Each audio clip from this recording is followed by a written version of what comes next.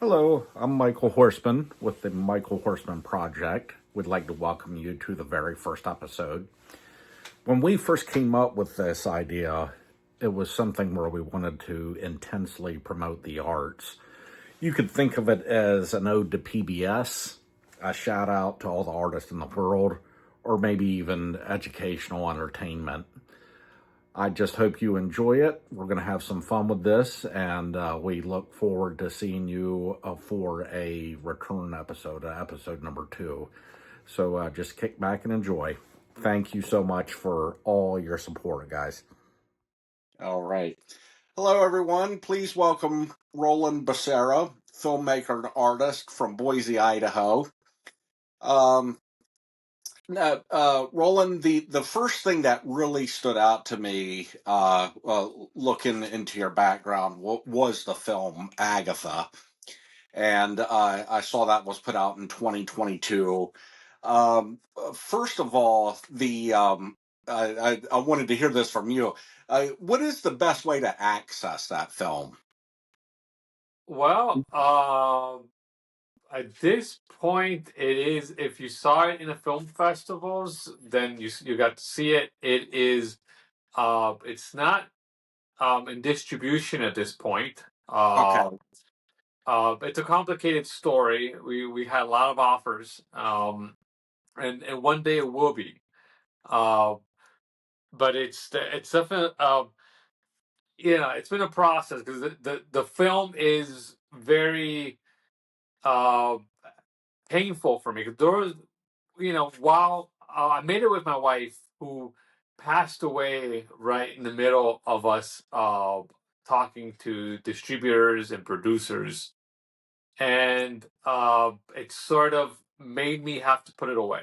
It was a it kind of I haven't been able to continue those conversations just because it was it's because of the mourning process that took Correct. place around that time. So I hope to return to finding a distributor. But it was it sort of that death has sort of like made me have to put it away for a little bit. I see. Completely understood. Now, the next question I have for you regarding that film, I was pretty blown away at seeing it was the winner of 23 awards. That's pretty incredible. Had, as an independent filmmaker, just just winning one award. I mean, what goes through your mind? How does that make you feel? I mean, it feels great. I mean, I actually won over 30 Oh awards. wow. Okay.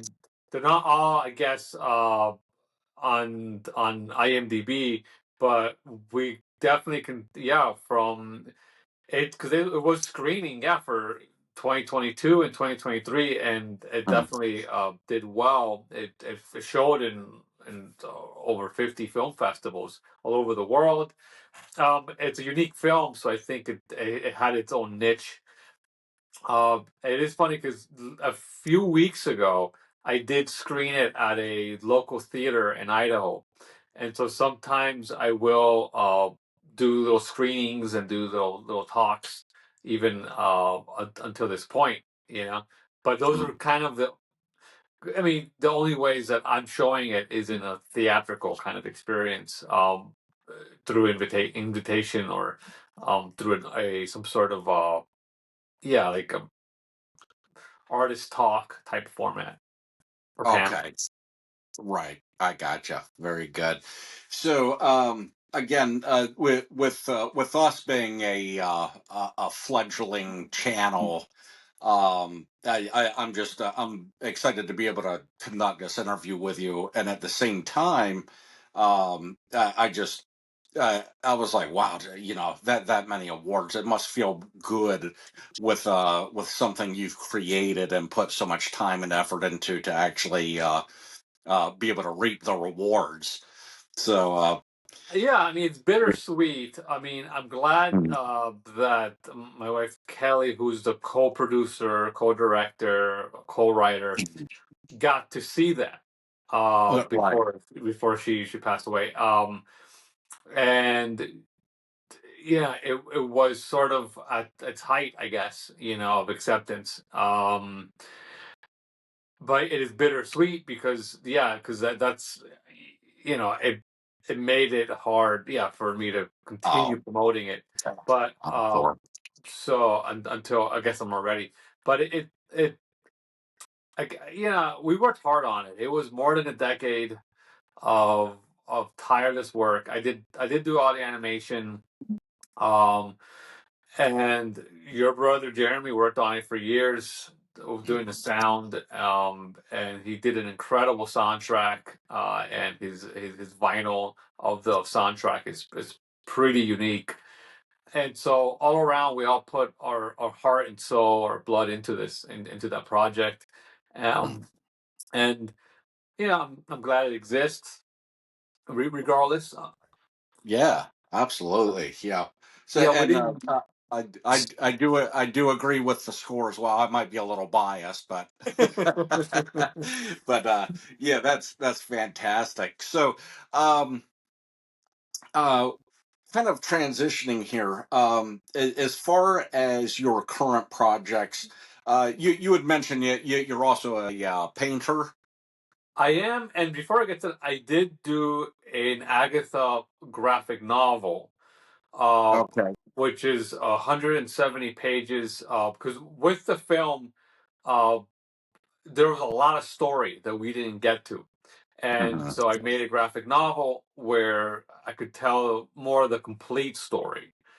Oh, I Um, see. and so I completed that in 2024. Uh, I haven't released it yet. I guess for the same kind of reason I haven't released the film yet. Where it is sort of this, where I needed to take a sabbatical from the Agatha world, and then that's where in 2024 I started doing a lot of paintings.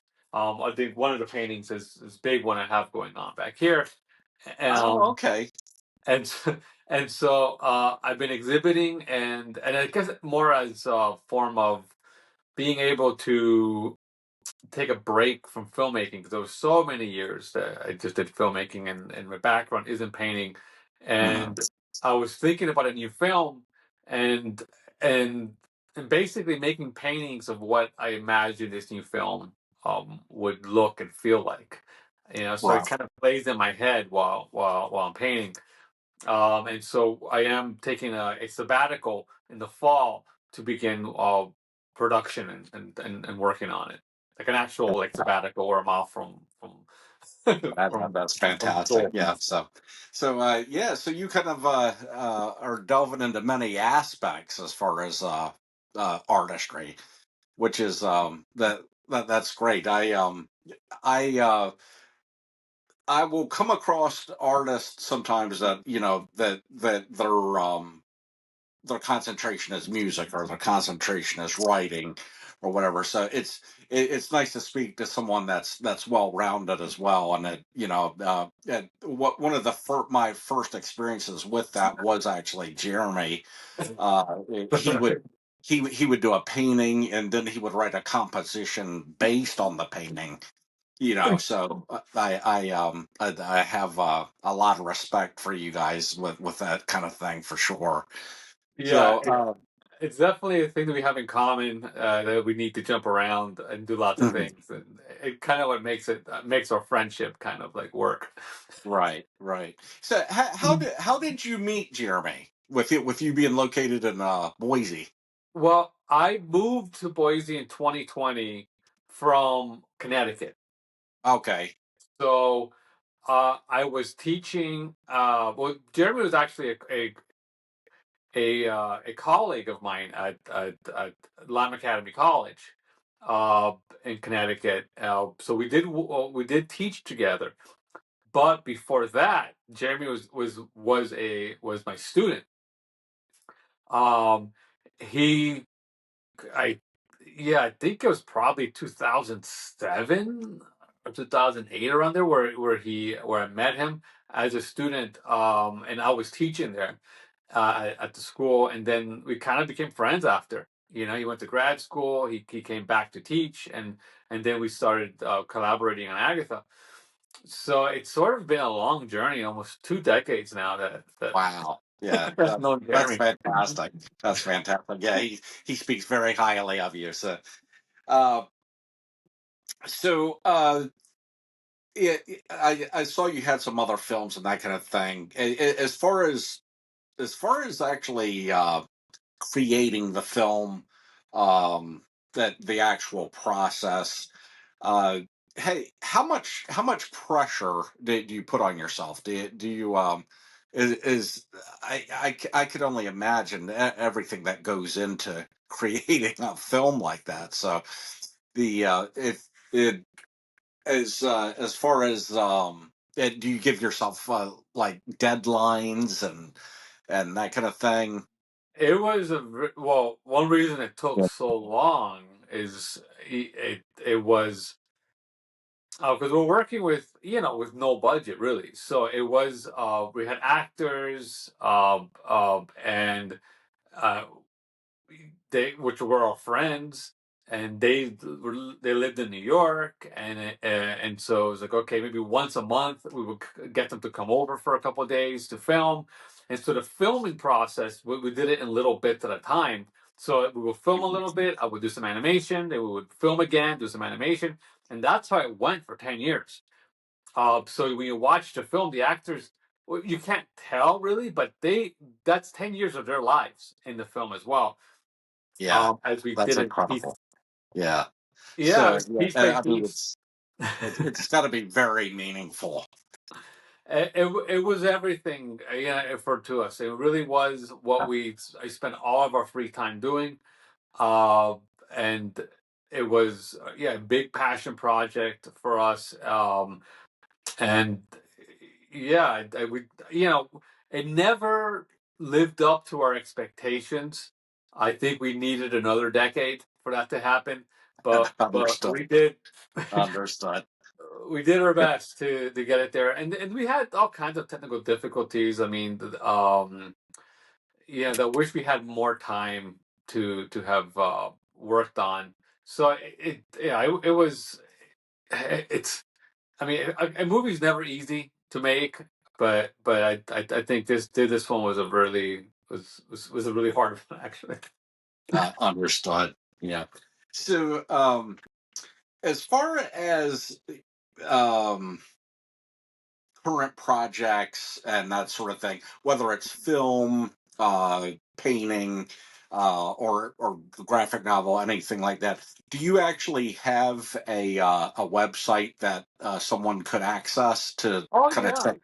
Yeah. yeah, oh yeah. I mean, if you just Google my name.com, so it's rolandbecerra.com, my website's pretty comprehensive. I have they could preview a big chunk of the comic, several scenes from the movie, my earlier film projects, my paintings, It's my awesome. sketchbook. Yeah, everything is kind of on there.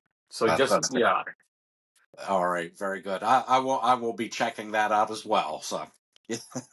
great. So, Roland, basically, we've hit everything here, touched up on everything that I wanted to ask you. To It's kind of hard to pack everything into 10 or 15 minutes, Hmm. but with that being said, is there anything else you would like to add? Uh, well, it. I feel like it spoke about the big topics, the gist of it. I mean, with Agatha, the inspiration for Mhm. Agatha, for me, was the history of Bridgeport, because Bridgeport is where it takes place, where the ancestors of Bridgeport, say in the 1640s, before Salem, had executed many women for perceived witchcraft, and we imagined a film where maybe that that land will be cursed because of that. So it takes place modern day, and we thought of it as, because of the sins of the past, the present is broken, and that's what inspired, because I mean, Bridgeport is post-industrial city. Mhm. It's had very hard years. It's never been able to economically flourish. And that to me was an inspiration for the kind of tone that we wanted for Agatha, which was the one that was very melancholic. I see. I see. Very good. Okay, guys, it's time for the Music Minute segment of the show. This one we will be showcasing REM's Chronic Town EP, which was released in August of 1982 on IRS Records.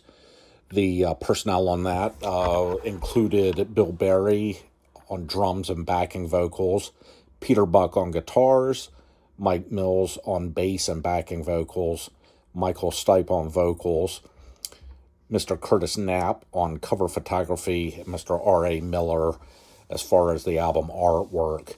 The track listings include Wolves Lower, Gardening at Night, Carnival of Sorts, 1 Million, and Stumble. It was actually re-released on cassette in 2022 and was rated number 17 in Paste Magazine's 100 Greatest EPs of All Time. This was released before any of their full-length albums. It shows the rawness, the do-it-yourself work ethic, and just the beginning of a very special era in the music history of REM. The Peel Museum in Baltimore, Maryland would like to announce an upcoming event. Chamber Music Maryland returns to the Peel with Geneva Lewis and Maria Ludenich presenting When Two Violins Speak. Join us on Sunday, March 15th, 2026 at 2 p.m. as violinists Geneva Lewis and Maria Ludenich bring their acclaimed artistry to When Two Violins Speak. Experience the special chemistry that happens when virtuosos who are also close musical colleagues explore a repertoire they passionately love. This program showcases the remarkable dialogue possible between two violins, sometimes in passionate agreement, sometimes in spirited counterpoint. Held in partnership with Chamber Music Maryland to bring amazing chamber music artists to an intimate setting in the heart of Baltimore City. This series features 3 exceptional chamber music recitals, each followed by an exciting Meet the Artist reception. The Peel Museum is located at 225 Holiday Street in Baltimore, Maryland, 21202.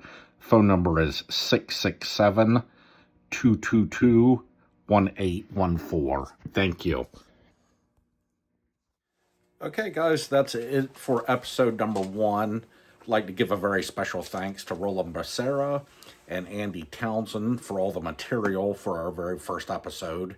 Please stay tuned for episode number 2. We can't wait to see you guys again. Thanks. Bye-bye.